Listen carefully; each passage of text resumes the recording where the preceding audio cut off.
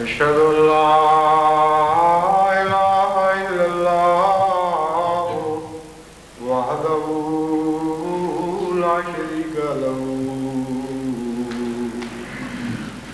وأشهد أن محمدا عبده ورسوله أما بعد فأعوذ بالله من الشيطان الرجيم بسم الله الرحمن الرحيم الحمد لله رب العالمين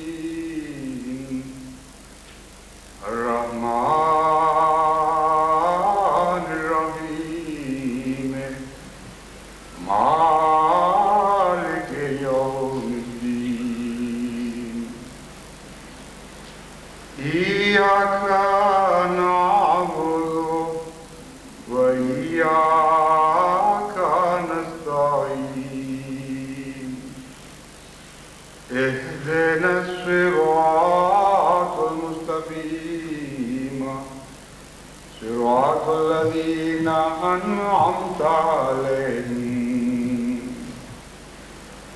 غير المغضوب عليهم ولا الضالين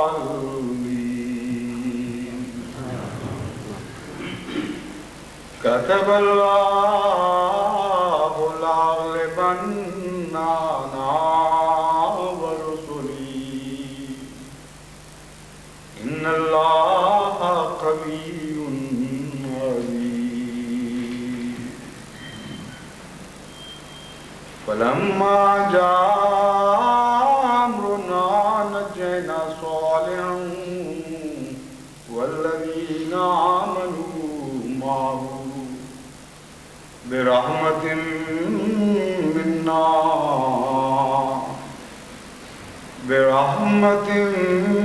منا ومن خزي يومئذ إن ربك هو القوي العزيز ورد الله الذين كفروا بغيظهم لم ينالوا خيرا وكفى الله المؤمنين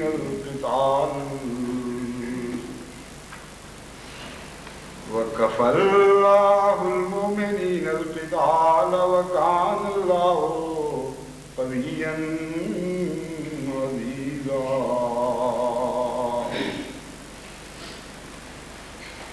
الله لطيف بعباده يرزق من يشاء وهو القوي العزيز وليعلم الله من ينصره ورسله بالغيب إن الله قوي عزيز ولينصرن الله من ينصره إن الله قوي عزيز. یہ چند آیات اور آخر پر بعض آیات کے ٹکڑے جو میں نے تلاوت کیے ہیں، ان سب میں اللہ تعالیٰ کی صفت قوی اور صفت عزیز کو دہرایا گیا ہے ان آیات میں، اور بار بار ایک خاص مضمون کے تعلق میں ان صفات کا ذکر فرمایا گیا ہے۔ پہلی آیت جو میں نے پڑھی اس کا ترجمہ یہ ہے کہ اللہ نے اپنے اوپر فرض کر لیا ہے، لاغلبن انا ورسلی، کہ یقیناً میں اور میرے رسول غالب آ کر رہیں گے، اور اگلے بننا میں بھی ایسی شدت کے ساتھ غلبے کا اظہار فرمایا گیا ہے کہ اس سے بڑھ کر شدت سے غلبے کا اظہار عربی زبان میں ممکن نہیں۔ اول تو لفظ کتبہ حد سے زیادہ زور دینے کے لیے استعمال ہوتا ہے، اس سے اوپر عربی زبان میں کوئی لفظ نہیں ہے زور کا، کہ خدا نے فرض فرما لیا ہے اپنے اوپر۔ اور پھر لاغلبن انا برسلی میں نون ثقیلہ استعمال فرمایا، جس کا مطلب ہے کہ لازماً یہ ہو کر رہے گا، اس کے سوا کچھ ہو نہیں سکتا۔ تو خدا جو دوسروں پر کچھ فرض فرماتا ہے، اس موقع پر اپنے پر بھی کچھ فرض فرما رہا ہے، اور کن لوگوں کے لیے اپنے اوپر فرض فرما رہا ہے؟ ان لوگوں کے لیے جو خدا کے عائد کردہ فرائض کا حق ادا کرتے ہیں۔ اس لیے اس موقع پر رسولی کا لفظ استعمال فرمایا اور باقیوں کا ذکر نہیں کیا، کیونکہ رسول خدا کے بندوں میں سے وہ ہیں جو خدا کے عائد کردہ تمام فرائض کو ان کے حق کے مطابق ادا کرتے ہیں، اور اس کے نتیجے میں اللہ اپنے اوپر ایک بات فرض کر لیتا ہے ان کے لیے کہ یہ وہ بندے ہیں جو ضائع نہیں کیے جائیں گے، لازماً ان کو غلبہ نصیب کیا جائے گا۔ اور انا کہہ کر ساتھ رسولی کو شامل کرنا بہت ہی عظیم الشان اعزاز ہے جو ان کو بخشا گیا ہے۔ بس غلبہ تو لازماً عطا ہوتا ہے اور خدا کے رسولوں کو عطا ہوتا ہے، لیکن وہ جو ساتھ چلنے والے ہوتے ہیں، وہ غلامان در جو گرتے پڑتے اس قافلے میں شامل ہو جاتے ہیں، اور خواہ حق ادا نہ بھی کر سکے، حق ادا کرنے کی کوشش کرتے ہیں، وہ بھی فیض پا جاتے ہیں۔ اور ایک زمانہ ایسا آتا ہے کہ بظاہر رسول تو موجود نہیں ہوتے، لیکن ان کے ماننے والوں کو غلبہ عطا ہو رہا ہوتا ہے۔ بڑے ہی بے وقوف ہوں گے وہ جو یہ سمجھتے ہوں کہ ہماری طاقت سے، ہمارے اعمال صالحہ کے نتیجے میں غلبہ عطا ہوا ہے۔ امر واقعہ یہ ہے کہ جب خدا رسالت کو جاری فرماتا ہے، اس وقت یہ تقدیر لکھی جا چکی تھی، کیونکہ کتبہ میں ایک معنی لکھے جانے کا بھی ہے۔ مراد یہ ہے کہ آج لکھ لیا گیا ہے جب میں نے بھیجا ہے کسی کو، اور اس کی خاطر لازماً میں غالب کر کے دکھاؤں گا۔ بلکہ یہاں تک کہ بعض اوقات قومیں بھٹک بھی جاتی ہیں راہوں سے، تب بھی غلبہ نصیب ہوتا ہے، کیونکہ وہ وعدہ جو خدا اپنے رسولوں سے کرتا ہے اس کو کبھی ٹالتا نہیں۔ یہ قوی اور عزیز کی جو صفات دہرائی گئی ہیں ہر ایسے موقع پر جہاں رسولوں یا ان کے ساتھیوں کو غلبہ عطا کرنے کا وعدہ ہے، ان کے ساتھ رحمتوں کے وعدے ہیں، ان کو دشمنوں کے شر سے محفوظ رکھنے کے وعدے ہیں، ان صفات کے کیا معنی ہیں ان پر ہم کچھ مزید غور کرتے ہیں۔ قوی کا مطلب تو عام اردو میں بھی معروف ہے، طاقتور کو قوی کہتے ہیں، اور عزیز کو غالب کے طور پر سمجھا جاتا ہے۔ یعنی اس کا ترجمہ جب آپ قرآن کریم میں پڑھیں گے تو ہر جگہ آپ کو غالب ہے ان معنوں میں، یا مضبوط ہے اور طاقتور ہے، ان معنوں میں اس کا ترجمہ کیا جاتا ہے۔ لیکن جہاں تک قوی کا تعلق ہے، صرف اردو میں جس کو قوی کہتے ہیں وہی معنی یہاں چسپاں نہیں ہوتے، یا انسان کے تعلق میں جو قوی لفظ سمجھا جاتا ہے وہی معنی خدا کے اوپر چسپاں نہیں ہوتے، کیونکہ قوی میں ایک قوت کا استقلال پایا جاتا ہے۔ قوی ایسے شخص کو کہتے ہیں جس کی قوت کی حالت ہمیشہ برقرار رہتی ہے اور جاری رہتی ہے، اور دنیا میں کوئی بھی انسان خواہ کتنا ہی بڑا کیوں نہ ہو، اس کے متعلق یہ دعویٰ نہیں کیا جا سکتا کہ اس کی قوت کی حالت میں استقرار ہے اور کبھی اس میں زوال نہیں آ سکتا۔ وقتی زوال تو بڑے بڑے عظیم الشان جرنیلوں کی قوتوں میں بھی آ جاتا ہے، وہ بے ہوش ہو جاتے ہیں، وہ غش کھا کے جا پڑتے ہیں، ان کے قوا معطل ہو جاتے ہیں کچھ عرصے کے لیے، یا عموماً آخر عمر پر جا کر انحطاط پذیر ہو جاتے ہیں۔ تو کوئی بھی دنیا میں آپ تصور نہیں کر سکتے ایسا شخص جس کے اوپر لفظ قوی اپنی تمام شان کے ساتھ صادق آتا۔ وہ ایک ہی وجود ہے، یعنی ہمارے آقا اور مولا حضرت رسول اللہ جل شانہ، جس کے متعلق لفظ قوی استعمال ہو سکتا ہے، اور اسی نسبت سے دوسرے درجے پر رسولوں کے متعلق استعمال ہوتا ہے۔ اگرچہ رسولوں پر بھی کمزوری کی حالت آتی ہے، لیکن ایک قوی لفظ میں پوٹینشل کے معنی بھی پائے جاتے ہیں۔ اس لحاظ سے رسولوں کے متعلق ہم قوی کا لفظ استعمال کر سکتے ہیں کہ چونکہ ان کو غلبے کا وعدہ دیا گیا ہے، اور ایسے قوی کی طرف سے وعدہ دیا گیا ہے جس کی قوت میں زوال کوئی نہیں، اس لیے پوٹینشل کے لحاظ سے بالقوا وہ قوی ہی رہتے ہیں۔ مگر اول طور پر لفظ قوی بہرحال اللہ ہی کی ذات اور اسی کی شان کے بارے میں استعمال ہو سکتا ہے۔ جیسا کہ قرآن کریم کی دوسری آیات میں اس لفظ کو قوت کے طور پر یا قوی کے طور پر مختلف جگہوں پر استعمال فرمایا گیا، مختلف صفات کے ساتھ استعمال فرمایا گیا۔ اس کے جو معنی کھل کر سامنے آتے ہیں وہ 4 ہیں۔ قوی سے مراد محض جسمانی طور پر قوی نہیں ہے، بلکہ قوت کا لفظ 4 حالتوں کے اوپر بولا جاتا ہے اور قرآن کریم میں استعمال ہوا ہے۔ جسمانی قوت، اخلاقی قوت، نفسیاتی قوت۔ اخلاقی اور نفسیاتی کو آپ ایک ہی شمار کر لیں، کیونکہ دراصل مختلف طرز بیان ہے، تو نفسیاتی قوت ہی کہنا چاہیے بنیادی طور پر، جو جب ڈیولپ ہوتی ہے، تربیت اور تعلیم پاتی ہے، تو پھر اسے اخلاقی قوت کہہ دیا جاتا ہے۔ تو اول جسمانی قوت، دوسرے اخلاقی قوت، اور تیسرے فکری اور نظریاتی قوت، ذہن اور عقل کی قوت، اور چوتھے روحانی قوت۔ تو ان 4 کے اوپر قرآن کریم سے ثابت ہے کہ قوت کا استعمال ہوا ہے۔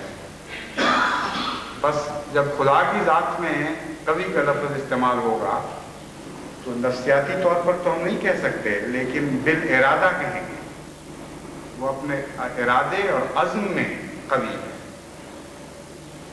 وہ اس لحاظ سے قوی ہے کہ جو چاہے کر کے دکھا سکتا ہے، وہ اس لحاظ سے قوی ہے کہ اس کے ارادوں پر کوئی تزلزل نہیں آتا، وہ اس لحاظ سے قوی ہے کہ اس کی صفات بہترین اخلاق کا مظاہرہ کرتی ہے، اور اس کی صفات میں کوئی بدزیبی نہیں ہے،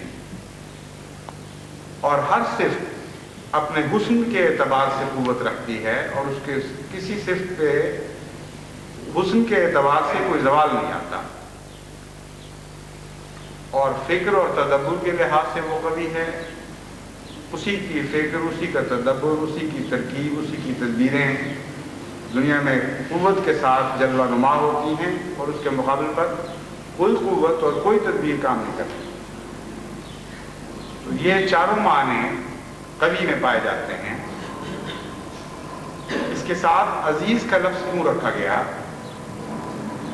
اس میں بھی ایک حکمت ہے، کیونکہ بعض دفعہ قوی ایک ایسے شخص یا ایسی ذات کو بھی کہہ دیا جاتا ہے، اور اس سے قوت کا مظاہرہ ہوتا ہے، جو غلط موقع پر ہوتا ہے، اور اس کے نتیجے میں بظاہر ایک انسان قوی ہوتا ہے لیکن ذلیل ہو جاتا ہے،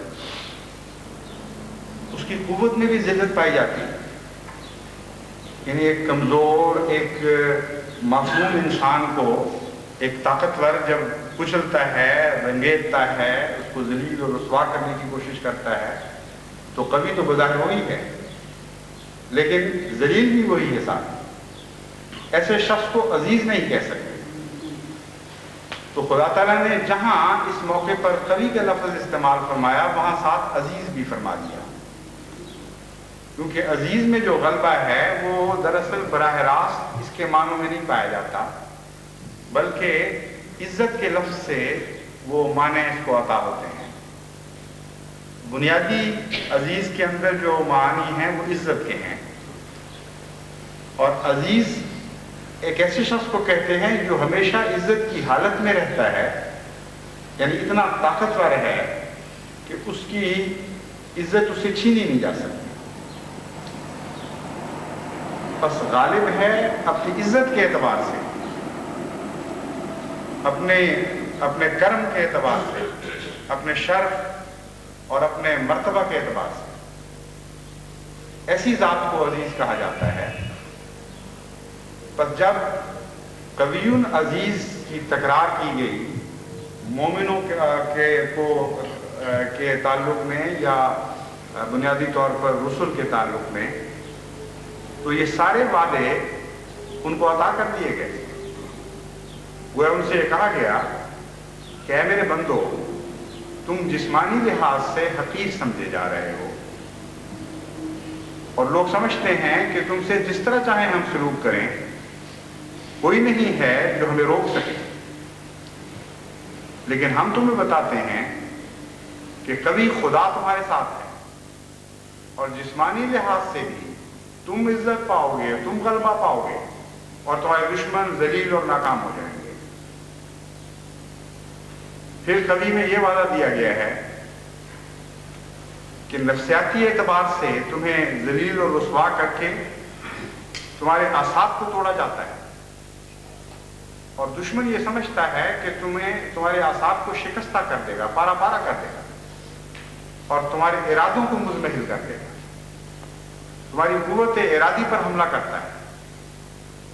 اور اللہ تعالیٰ فرماتا ہے کہ تمہارا تو میرے ساتھ تعلق ہے، میں قوی ہوں، اس لیے جو مجھ سے تعلق جوڑ گیا ہے اس کے ارادوں کو قوت عطا کی جائے۔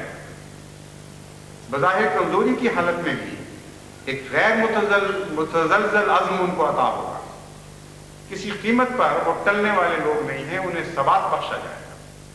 یہ دوسرا وعدہ ہے جو قبی میں ان سے کیا گیا ہے۔ اور تیسرا وعدہ ان سے یہ کیا گیا ہے کہ ان کی عقلیں تیز کی جائیں گی، حکمت ان کو عطا کی جائے گی، اور حکمت اور عقل کا غلبہ بھی انہی کو نصیب ہو۔ اور چوتھا وعدہ اور آخری وعدہ یہ ہے کہ صرف یہی نہیں بلکہ روحانیت میں وہ جلد جلد ترقی کریں گے، اور جتنا زیادہ کمزور سمجھ کر دشمن ان کو ذلیل اور رسوا کرنے کی کوشش کرے گا، اتنی ہی زیادہ وہ روحانی رفتیں حاصل کرتے چلے جائیں گے، کیونکہ اللہ تعالیٰ روحانیت کے لحاظ سے بھی قوی ہے، اور چونکہ خدا کے ساتھ ان کا تعلق قائم ہے، اس لیے ان کو یہ چاروں نعمتیں جو عطا ہوں گی ان میں ثبات ہوگا، ان میں استمرار ہوگا، ان میں استقلال پایا جائے گا، اور کسی حالت میں بھی ان سے یہ چھینی نہیں جا سکیں۔ کتنے عظیم الشان وعدے ہیں جو بار بار ایک ہی تعلق میں دہرائے جا رہے ہیں۔ اس لیے خدا جب صفات کو اختیار فرماتا ہے بیان کرنے کے لیے، اس کے اندر بڑی گہری حکمتیں ہوتی ہیں۔ صفات باری تعالیٰ کے مضمون پر آپ غور کریں تو قرآن کی بہت سی آیات جو ویسے آپ کو سمجھ نہیں آئیں گی، صفات باری تعالیٰ کی گنجی سے حل ہوتی دکھائی دیں گی۔ عزیز میں ساتھ یہ بتایا گیا کہ عزت خدا کے لیے ہے، اور ہر عزت خدا کے لیے۔ عزت کے ساتھ قرآن کریم ایک دوسری جگہ فرماتا ہے کہ ہر عزت خدا کے لیے، تو مراد ہوا کہ عزیز میں کوئی ایک پہلو نہیں ہے بلکہ مختلف پہلو ہیں، اور عزت کی جتنی قسمیں ہیں ان سب قسموں سے ان کو غلبہ نصیب ہوگا، کیونکہ عزیز خدا ظاہری قوت کے لحاظ سے بھی عزیز ہے، اور باقی تمام قوتوں کے لحاظ سے بھی عزیز ہے۔ مثلا ایک انسان جسمانی طور پر تو قوی ہو سکتا ہے، یہ انفرادی قوت ہے، لیکن قومی اعتبار سے وہ قوی نہیں ہوتا، اس کی قوم کمزور ہوتی ہے، اور کمزور قوم کو دیکھ کر لوگ اس کو ذلیل و رسوا کرتے ہیں۔ چنانچہ حضرت صالح کے متعلق جو آیت میں نے پڑھی ہے اس میں اس کا برعکس مضمون بتایا گیا ہے کہ صالح کی قوم معزز اور طاقتور تھی، اور لیکن بعض انبیاء کی قومیں اپنی تو بہرحال طاقتور اور معزز ہوتی ہیں، ان کے ماننے والوں کی قومیں معزز اور طاقتور نہیں ہوتی. تو ایسی صورت میں ان کو چھوڑ دیا جاتا ہے اور ان کے ماننے والوں کو ذلیل و رسوا کیا جاتا ہے. اور یہ دنیا دار یہ فرق کر کے دکھاتے ہیں. مکے کی زندگی میں یعنی مکی دور میں حضرت صلی اللہ علیہ وآلہ وسلم کے صحابہ دو حصوں میں منقسم ہو گئے تھے. ایک وہ تھے جن کی قومیں ذاتی طور پر، جن کے ساتھ ان کا تعلق تھا، جن قوموں کے ساتھ وہ قومیں قوی تھیں اور عزیز تھیں. نتیجتاً ان قوموں کے افراد کے ساتھ بھی عزت کا سلوک ہو رہا تھا، باوجود اس کے کہ وہی بات کہتے تھے جو اس قوم کے غریب کہتے تھے. یعنی ایک وقت میں ایسی حالت آتی تھی کہ حضرت ابو بکر تو عزت اور شرف کے ساتھ سر اٹھا کر پھر رہے ہیں، لیکن بلال کو گلیوں میں پچھلے جا رہے ہیں. اللہ تعالیٰ فرماتا ہے کہ یہ جو بظاہر کمزوری کی حالت ہے، یہ جو سمجھا جا رہا ہے کہ تمہاری قوم کمزور ہے، جن لوگوں سے تم وابستہ ہو وہ کمزور ہے. اگر ایسی حالت ہو تو اللہ تعالیٰ اس کمزوری کی حالت کو بھی عزت میں تبدیل کر دے گا. یعنی مراد یہ ہے کہ ایسے عزیز سے تمہارا تعلق ہو گیا ہے کہ ہر ماننے والے، ہر تعلق والے کی ہر ذلت کو عزت میں تبدیل کیا جائے گا اور غلبے میں تبدیل کیا جائے گا. اسی طرح بادشاہ ہوتے ہیں جو قوموں سے بڑھ کر عزت پاتے ہیں، لیکن ضروری نہیں کہ بادشاہ کو ہر قسم کی عزت نصیب ہو. بعض عزتوں کا تعلق اموال سے ہوتا ہے. ایک بادشاہ کا کتنا بڑا بادشاہ ہو، حکومتیں بعض دفعہ غریب ہوتی، نتیجتاً ان کو محتاج ہونا پڑتا ہے دوسروں کا، اور جب تک مال کی قوت نصیب نہ ہو مالی لحاظ سے وہ ذلیل ہو جاتے ہیں. چنانچہ جنگ کے مواقع پر بڑی بڑی عظیم یورپین قومیں مال کی کمی کی وجہ سے ذلیل ہوئی اور یہود کے ساتھ ان کو معاہدے کرنے پڑے. اور یہ جو اسرائیل کا مسئلہ کھڑا ہوا ہے اس میں ایک وجہ یہ بھی تھی، ایک محرک یہ بھی تھا کہ اسرائیل کا وعدہ انہوں نے اس بنا پر کیا کہ اپنی جنگ کے لیے یہود سے پیسہ لے کر استعمال کر رہے ہیں. اگرچہ یہود کو کوئی نقصان نہیں تھا اس پیسہ دینے میں، کیونکہ وہ زیادہ بڑھا کر وصول بھی کر رہا تھا، لیکن وقت کی جب ضرورت پڑتی ہے تو چاہے سود پر بھی پیسہ ملے، انسان زیر احسان آ جاتا ہے. تو کتنی بڑی بڑی شان یورپین قومیں آپ کے سامنے ہیں جو عزیز تو تھیں ایک پہلو سے، لیکن ایک دوسرے پہلو سے عزیز نہیں تھیں، اور جس پہلو سے عزیز نہیں تھیں اسی پہلو سے ان کے لیے آئندہ ذلتوں کے سامان بھی پیدا ہو گئے، بنیادیں قائم ہو گئیں ان کے ذلیل کیے جانے کی، یعنی ایک ظلم کرنے پر مجبور ہو گئے. بہرحال تو عزت کے بہت سے پہلو ہیں. اللہ تعالیٰ جب فرماتا ہے میں عزیز ہوں تو ایک انسان کی طرح کا عزیز نہیں ہے خدا، وہ عزت کے ہر پہلو میں عزیز ہے.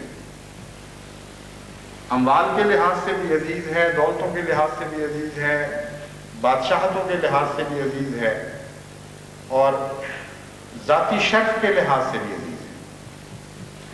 چنانچہ قرآن کریم اسی لیے رزق کے تعلق میں بھی عزیز اور قوی کی صفات بیان فرماتا ہے. اگر صفات باری تعالیٰ کے مضمون پر یکجائی نظر نہ ہو تو انسان حیران ہوتا ہے کہ یہاں رازق کہنے کا تو موقع تھا، قوی اور عزیز کہنے کا کون سا موقع ہے؟ لیکن جب آپ صفات کی حکمتوں کو سمجھیں تو پھر چابی کی طرح، جس طرح چابی سے تالا کھلتا ہے اس طرح مضمون کھلنے شروع ہو جاتے ہیں. اللہ تعالیٰ فرماتا ہے اللہ لطیف بعبادہ یرزق من یشاء وهو القوی العزیز. کہ خدا کے بعض بندے رزق کی مشکلات میں خدا کی خاطر مبتلا کیے جاتے ہیں، ان کا ذکر ہے۔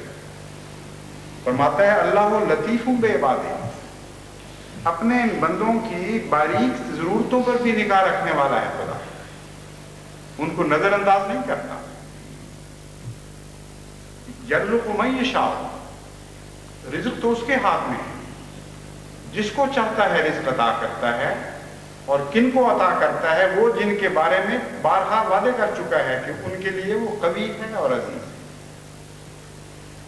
تو قوی اور عزیز کی صفات جس مضمون کے ساتھ استعمال دہرائی جا رہی ہیں، جس موقع پر دہرائی جاتی ہیں، ان کی یہاں تکرار نے بتا دیا کہ یہاں کون سے بندے مراد ہیں، کن کا ذکر ہو رہا ہے۔ اور رزق جن کو عطا ہونا ہے یہ وہی لوگ ہیں جن کو خدا کے نام پر تکلیفیں دی جاتی ہیں، جن کو سمجھا جاتا ہے کہ ان کو رزق کے لحاظ سے ذلیل کر دو۔ چنانچہ گزشتہ بعض تحریکات کے موقع پر بعض متکبر لوگوں نے یہ بھی کہا کہ ہم تو جماعت کے ہاتھ میں کشکول پکڑا دیں، اور اللہ تعالیٰ نے ان کے ہاتھوں میں کشکول پکڑا دیا۔ تو اس کا مطلب یہ ہے کہ رزق اگر خدا کی خاطر چھینا جائے، اگر خدا کے نام پر کسی بندے کو رزق سے محروم کیا جائے، اس کو اللہ تعالیٰ قوت دیتا ہے، یہ فرما کر اس کو حوصلہ عطا کرتا ہے۔ اللہ لطیف بے عبادہ، وہ اپنے بندوں کی باریک ترین ضروریات پر، ان کی دلی کیفیات پر نظر رکھنے والا خدا ہے، وہ لازماً ان کو رزق عطا فرمائے گا۔ اور چونکہ یہ سارا مضمون مقابلے کا ہے، اس لیے اس کا دوسرا پہلو یہ ہے، جہاں یہ چار صفات مومنوں کے لیے اس بات کا پہلو رکھتی ہیں، وہاں یہ چاروں صفات مخالفین کے لیے سلب کا پہلو اختیار کر جاتے ہیں۔ یعنی محض خدا اپنے بندوں کے لیے قوی اور عزیز نہیں ہے، بلکہ بعض دوسروں کے مقابل پر ان کے لیے قوی اور عزیز ہے، جس کا معنی یہ ہے کہ ان کے لیے قوی نہیں رہے گا، ان کے لیے قوت، اپنی قوت کا مظاہرہ نہیں کرے گا، ان کو اپنی قوت میں سے حصہ نہیں دے گا۔ تو سلب قوت کا معنی پایا جاتا ہے جہاں دشمنوں کا تعلق ہے، اور جہاں اپنوں کا تعلق ہے وہاں اثبات قوت کا معنی پایا جاتا ہے۔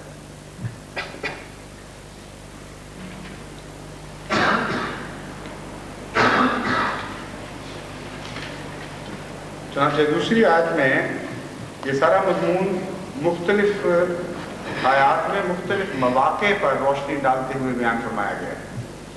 ایک دوسری آیت میں جو میں نے ابھی تلاوت کی تھی، جہاں حضرت صالح کا ذکر ہے، وہاں اللہ تعالیٰ فرماتا ہے فَلَمَّا جَاءَ أَمْرُنَا نَجَّيْنَا صَالِحًا وَالَّذِينَ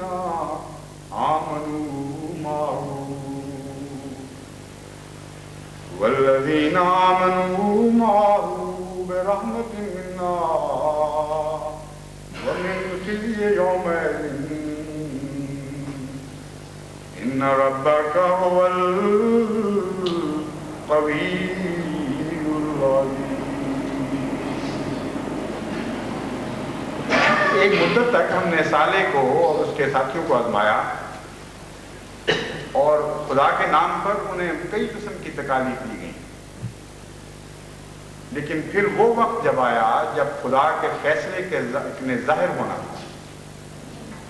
امرونا سے مراد یہ ہے کہ ہم نے جس دن اپنے فیصلے کو ظاہر فرمانا تھا، جب وہ وقت آیا تو ہم نے صالح کو بھی اور اس کے تمام ساتھیوں کو بھی اپنے فضل سے، اپنی رحمت سے نجات بخش دی۔ من خزی یومئذ، اس دن کی ذلت سے نجات بخشی۔ بس یہاں قوی اور عزیز کے اجتماعی معنی اکٹھے دکھائے گئے ہیں، یعنی وہ دن جو ہار اور جیت کا دن ہے، وہاں قوت کو بھی ظاہر ہونا پڑتا ہے اور عزت کے مضمون کو بھی ظاہر ہونا پڑتا ہے۔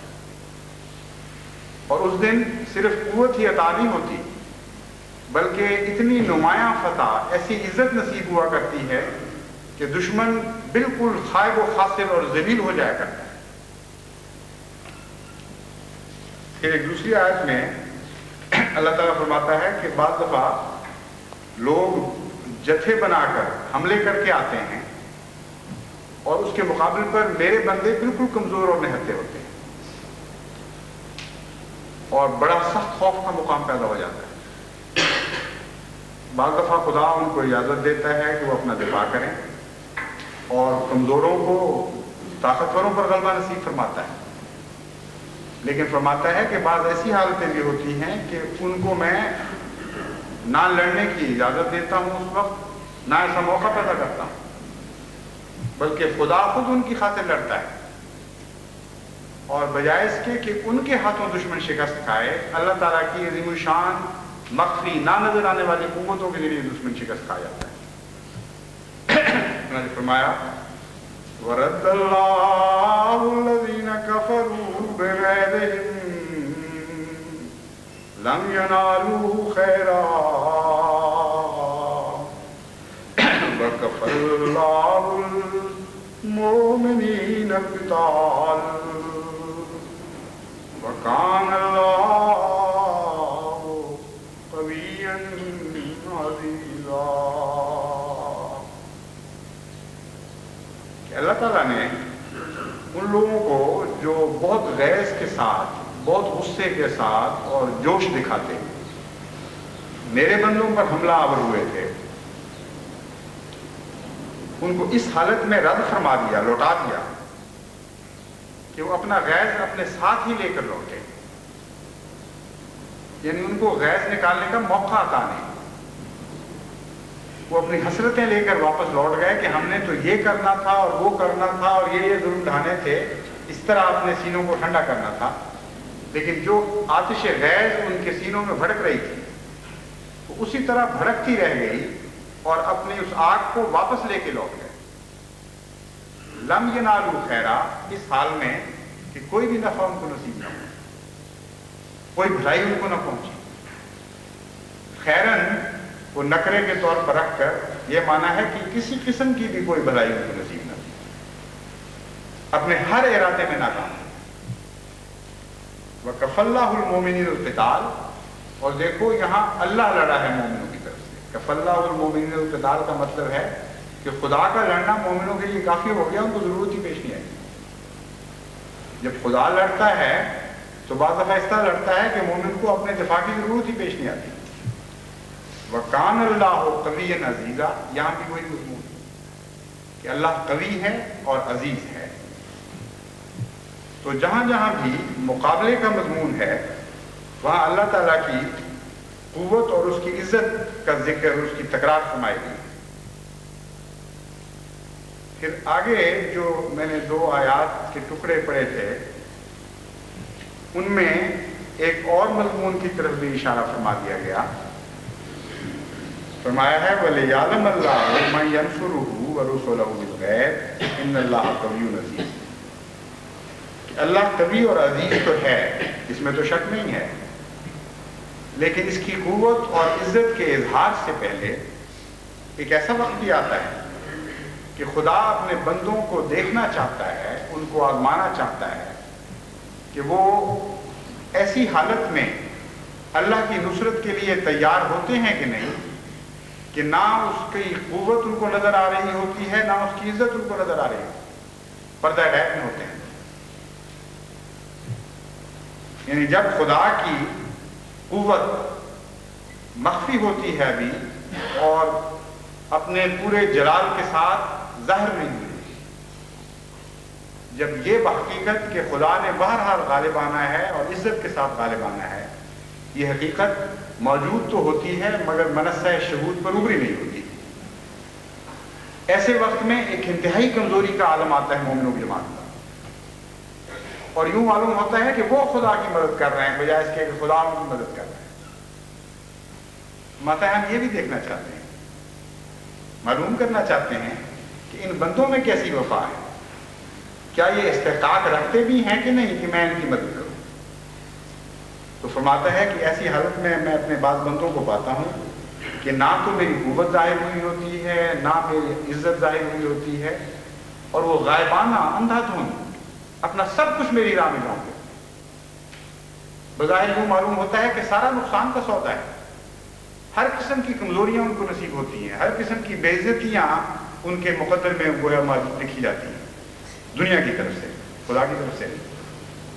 لیکن اتنے کمزور ہوتے ہیں کہ جو چاہے اٹھتا ہے، 2 کوڑی کا آدمی ان کو ذلیل و رسوا کر دیتا ہے۔ فرماتا ہے یہ کس لیے ہے؟ اس لیے نہیں ہے کہ میں ان کو اس حالت میں چھوڑ دوں، اس لیے ہے کہ بالآخر یہ بات ظاہر ہو کہ اللہ ہی ہے جو قوی اور عزیز، یعنی بندے نہیں ہیں۔ پھر ایسے بھی واقعات رونما ہوتے ہیں کہ بظاہر بندوں کے ذریعے غلبے نصیب ہو رہے ہوتے ہیں، بظاہر بندوں کے ذریعے خدا کے دین کو تمکنت نصیب ہو رہی ہوتی ہے، لیکن اگر انہی بندوں کی حالت اپنے اس کمزوری کی دور کی طرف، ان کی نظر اس کمزوری کی دور کی طرف مبذول ہو جائے تو وہ یقیناً سمجھیں گے کہ ہمارے پاس تو کچھ بھی نہیں تھا، ہم تو سب کچھ گوا بیٹھے ہیں، اللہ ہی ہے جو قوی اور عزیز ہے، وہی اب ہماری مدد کو آیا ہے تو ہماری حالت بدلی ہے۔ چنانچہ فرماتا ہے پھر خدا کیا کرتا ہے، وَلَيَنْصُرَنَّ اللَّهُ مَن يَنْصُرُهُ، جو خدا کی مدد کرتے ہیں، لَيَنْصُرَنَّ اللَّهُ، لازماً ضرور اللہ ان کی مدد کو آتا ہے، ان اللہ لقوی عزیز، پھر وہی تکرار ہے قوی اور عزیز۔ فرماتا ہے اپنی تمام قوت کے ساتھ، اپنی تمام شان کے ساتھ، اپنی تمام عزتیں لے کر اپنے بندوں کی مدد کے لیے خدا حاضر ہو جاتا ہے، اور جو غیب تھا وہ حاضر میں ظاہر ہونے لگتا ہے۔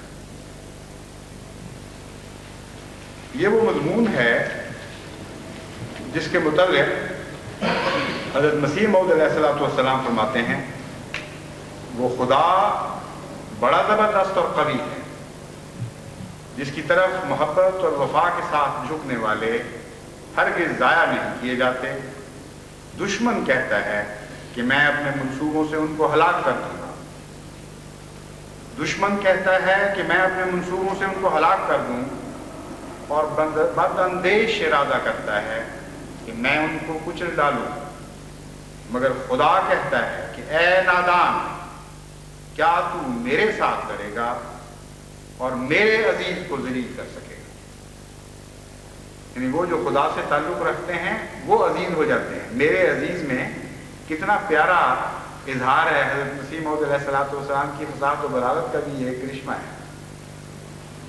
عزیز پیارے کو بھی کہتے ہیں اردو میں، اور یہ مضمون بھی ہے کہ میرے پیارے ہیں، اور دوسرا مضمون یہ ہے کہ جب میرا ہو گیا تو میں عزیز ہوں نہیں، وہ عزیز بن گیا ہے کیونکہ اس نے مجھ سے عزت حاصل کر لی، تو جو میری وجہ سے عزیز بنایا گیا ہے اس کو تم کیسے ذلیل کر دو؟ در حقیقت زمین پر کچھ نہیں ہو سکتا مگر وہی جو آسمان پر پہلے ہو چکا۔ کتب اللہ لا اغلبن انا ورسلی کی مضمون پر بھی طرف اشارہ ہے کہ لکھا جا چکا ہے، اور کوئی زمین کا ہاتھ اس قدر سے زیادہ لمبا نہیں ہو سکتا جس قدر کہ وہ آسمان پر لمبا کیا گیا ہے۔ مہلت کا مضمون اس فقرے میں بیان فرمایا گیا ہے، املی لہم انا قیدی متین، کہ میں ان کا ہاتھ لمبا کر دیتا ہوں۔ فرمایا لمبا تو کیا جاتا ہے مگر اسی قدر لمبا کیا جاتا ہے جس قدر آسمان پر لکھا گیا ہے، اس حد تک میں اس کو ہاتھ لمبا کرنے اور پھیلانے کی اجازت دوں گا۔ پس ظلم کے منصوبے باندھنے والے سخت نادان ہیں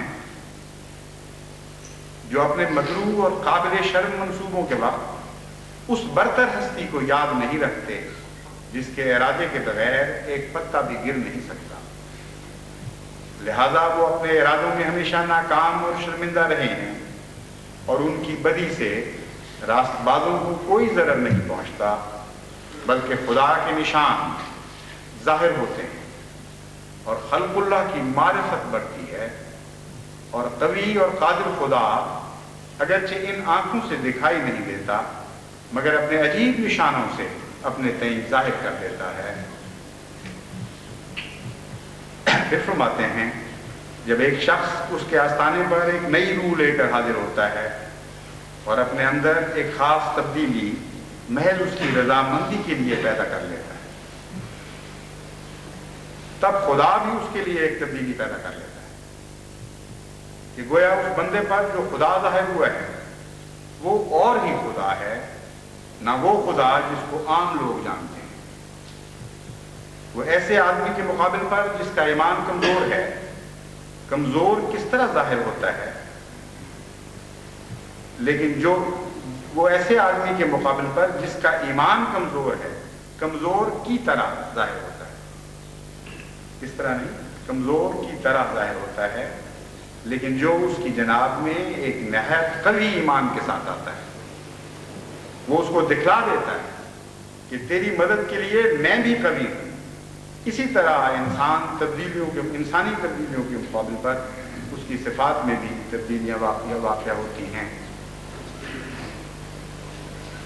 بس آج جماعت جس دور سے گزر رہی ہے،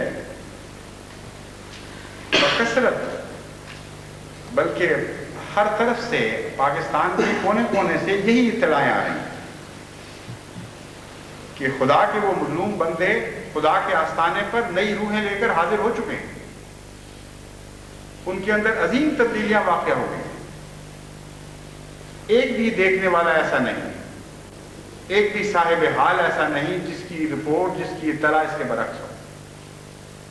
بچے کیا اور عورتیں کیا، جوان کیا اور بوڑھے کیا، سندھی کیا اور پنجابی کیا، پٹھان کیا اور بلوچی کیا، تمام احمدی ایک عظیم تبدیلی کی حالت سے گزر کر نئی روحیں لے کر اپنے رب کے آستانے پر حاضر ہو چکے ہیں۔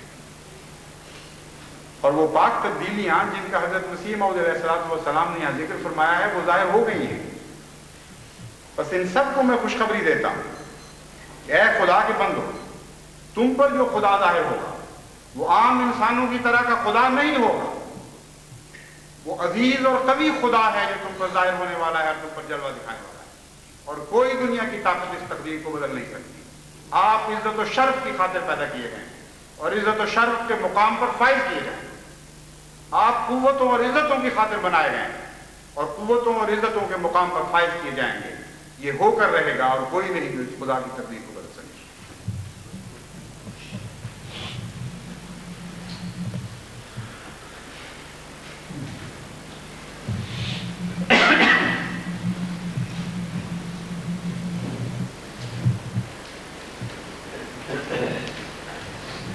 الحمدللہ نحمدہ ونستعینہ ونستغفرہ ونؤمن بہ ونتوکل علیہ ونعوذ باللہ من شرور انفسنا ومن سیئات اعمالنا من يهده الله فلا مضل له ومن يضلل فلا هادي له ونشهد أن لا إله إلا الله وحده لا شريك له ونشهد أن محمدا عبدہ ورسولہ۔ یہ جنازہ آج ہے جی باہر ہوگا غائبانہ جنازہ تھا۔